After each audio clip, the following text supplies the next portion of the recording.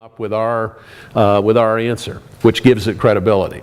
So, why Público or one of the others they have differing regions, I don't know. But if they're not telling you where they got their numbers, if they're just sort of throwing out rankings, then I wouldn't trust them. I agree. Do you have? No, what I was saying is that after you talked, I think it would be very, very interesting to understand now that this is happening. What you have there is well, it's not sorted as it should. But how do you want it sorted? What is happening now is that the private schools in Portugal have reached the top levels in all categories. Okay. And I think it would be very, very interesting after hearing your talk to have the data from 10. It's now 10 years since we've been. So go back all the way back? Yes, Okay. And seeing what kind of mechanisms are they using to get to those places. Okay. I remember that on the first ranking that Público did some 10 years ago, one of the most expensive colleges, one of the most expensive schools in Lisbon was, I think, 487. Okay. And then it's now on the first 5. Okay. And what they're probably doing is just grade inflation. They're probably they are not allowing students with bad grades to do the exams inside the place. And right. I think it would be very interesting to understand how some other schools have gone. Absolutely. And that actually was a method of cheating that was happening in the United States too. Basically they were, principals were sending the kids who got bad grades, out on field trips on the day that the test was taken, so that they weren't in there. But the way you detect that is you know the total number of kids that are supposed to be in the school, and then you look at the total number of kids that took the exam. And if in most schools, 95% of the kids took the exam, and then some of the best schools, only 60% took it, you got cheating going on. And, boy, I'd love to look at that. That'd be fun stuff. Here are national exams. What you can do is when you go to a national exam like SAT score or something like that in the United States, you do it on your high school. But they can say that we won't accept you to do the exam here. You have to go to some other place. Okay.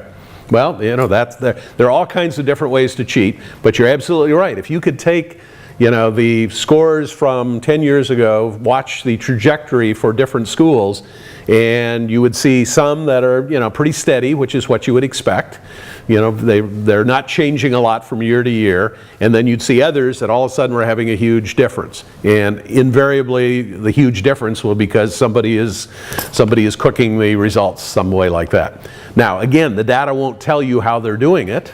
You're going to have to do that with reporting. You're going to have to find somebody on the inside who's talking about it. Absolutely no doubt about it. Because in the first year, like the first 50 schools, 20 were like private schools, the other 30 were private, and now in public, and now in the first 50, there's like 5 or 6 that are public. Okay. In fact, let's do that sort right now just so we can see it.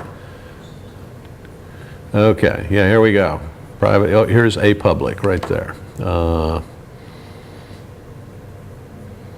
And maybe another one. Okay, so maybe there are 3 or 4 in the top 50 that are public, and the rest are the private. So basically, the private are not, not letting their students do it. Now, this data doesn't tell you how many students are taking the test in each one, but obviously somebody knows. It's in the, Some of the rankings. The actual differences in the rankings are because, for instance, Público does not accept less than 50 students in their main ranking. RTP makes it 100 students. It's different from school. So clearly, Público and RTP are actually getting the number of students that are there. Yes. They're getting that data. Great. I would say, if you could get that data for all of them, and again, you're absolutely right. Go back through the years and see, in other words, if a school normally has, 200 students that are taking it, and then all of a sudden the grades go way up, but only 100 students are taking it, there's part of your answer. That would be fun to do. give them help, yeah. Anything else anybody want to talk about? Yeah.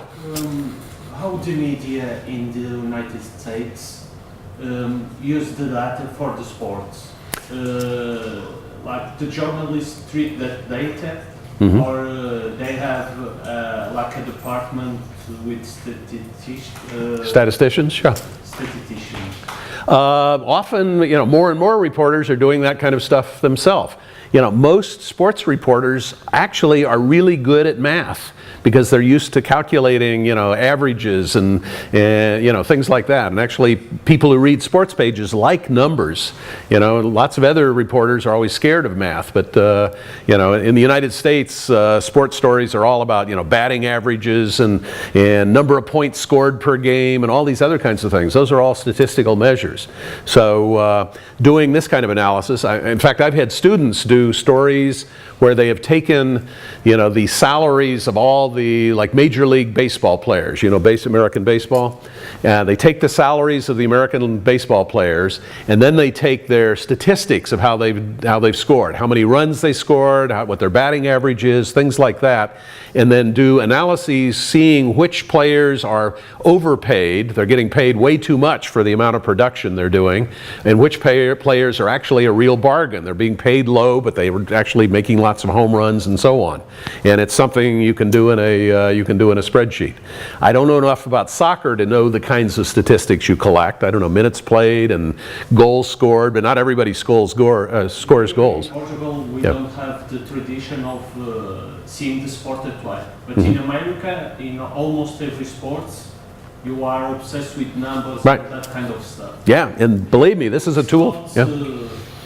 In soccer, we see in the last years a little bit, but it's not that interesting. Yeah, the only sort of soccer stuff I'd seen is like total value of clubs and so on.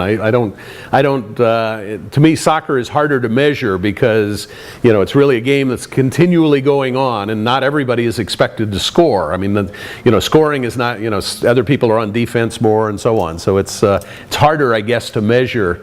But even actually measuring goalies might be a thing. How much goalies are paid and how many saves they make per game and that kind of thing would be a way of sort of, again, comparing the value of different players.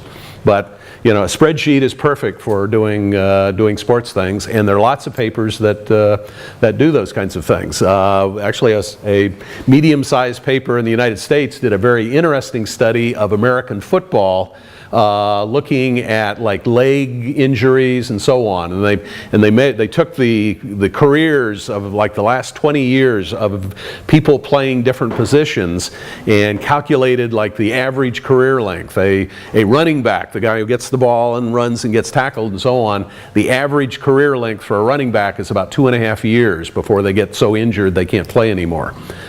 Just by gathering, you read that. I mean, I played football when I was in high school, and I thought someday, gee, I'd like to play pro ball. Luckily, I got injured, so I didn't wind up going to do that. But it's horrifying, the things that happen to them. But again, you can put all that data into the computer, you can calculate this, and they actually did a really good, readable story that was actually very scary about it. I'm glad my son never played football, in fact. So anyway, it's a great area to do that. Any other questions? You've been extremely patient. Thank you for your attention. Go home now. Okay.